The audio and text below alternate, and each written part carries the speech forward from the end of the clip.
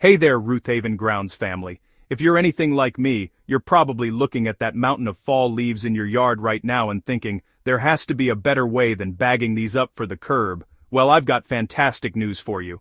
What if I told you that those leaves, yes, those same ones you've been raking and cursing, can become rich, nutrient-dense soil in just 2 weeks? And here's the kicker. You don't need a compost pile, a fancy tumbler, or even much space.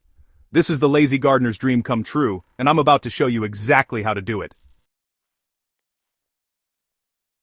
Before we dive into the method, let's talk about why this matters. Those leaves falling from your trees aren't garden waste. They're a complete nutrient package wrapped up in nature's perfect biodegradable container. Leaves contain trace minerals that trees pull up from deep in the soil, minerals that your vegetables and flowers desperately need. We're talking calcium, magnesium, phosphorus, and potassium, plus loads of carbon that will feed your soil microbes for months.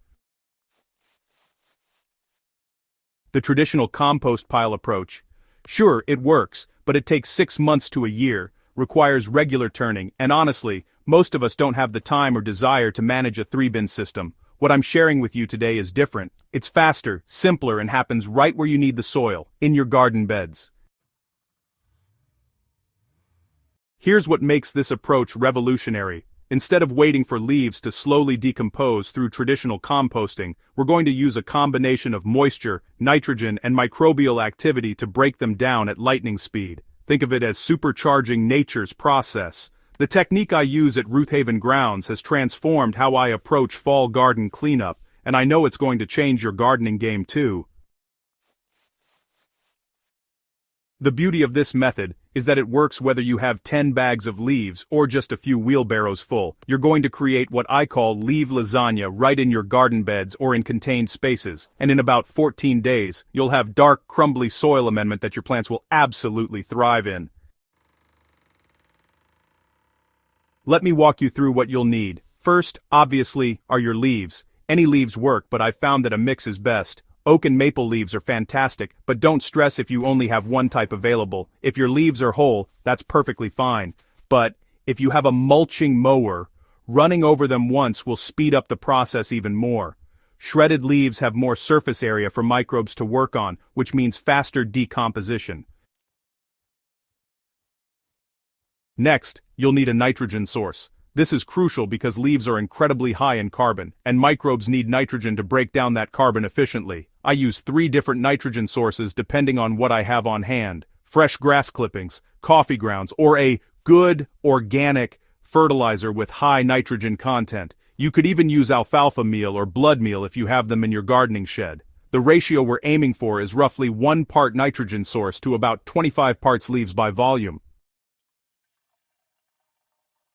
Finally, you'll need water in either garden soil or finished compost. The soil or compost acts as a microbial inoculant. It introduces the billions of bacteria and fungi that will do the heavy lifting of breaking down your leaves.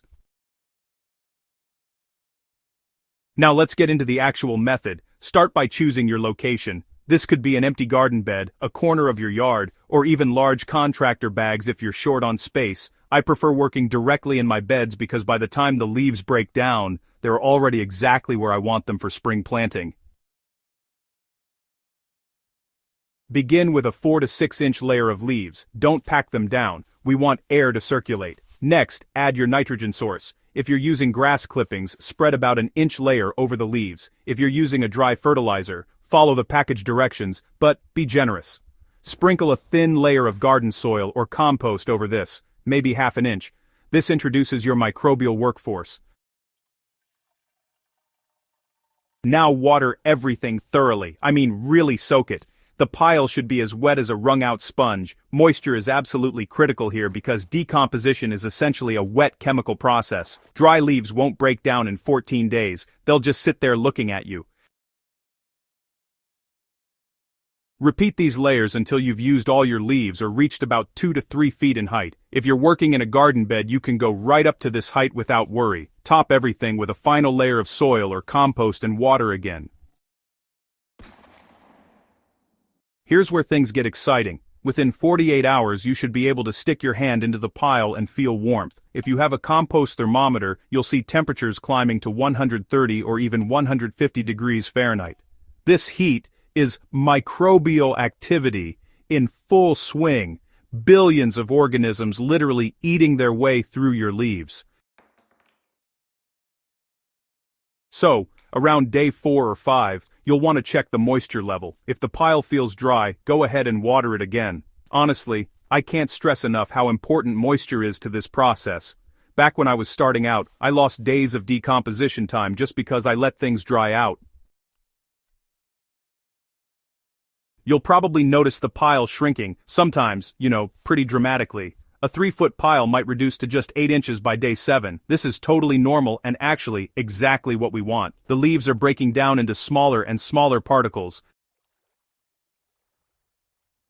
At the 1-week mark, I like to give everything a gentle mix if possible. This isn't mandatory, especially if you've built your lasagna in a garden bed, but if you're working in a contained space, turning introduces fresh oxygen and, well, can speed things along even more.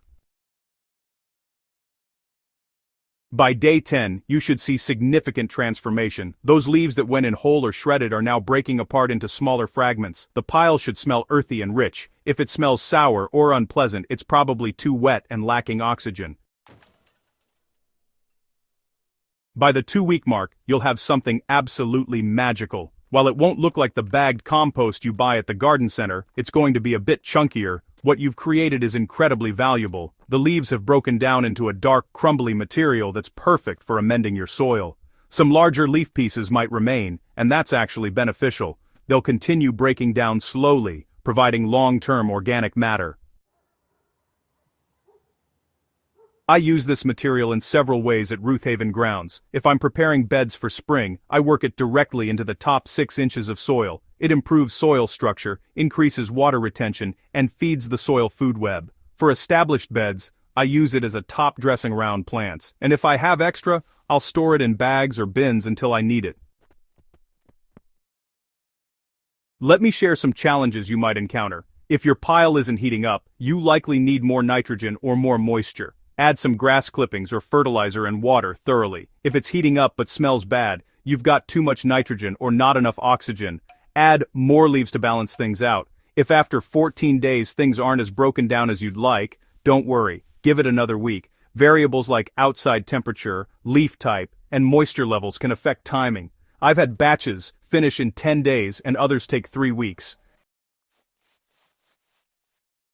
This leaf-to-soil method has been an absolute game-changer in my garden, and I use it every single fall. It's turned what used to be a waste product into one of my most valuable soil amendments, and it cost me virtually nothing except a little time and effort. I'd love to hear how this works for you. Try this method, document your process, and share your results with our Roothaven Grounds community. If you found this information helpful, please subscribe to the channel and hit that notification bell so you never miss our practical gardening tips. Share this article with fellow gardeners who are drowning in fall leaves.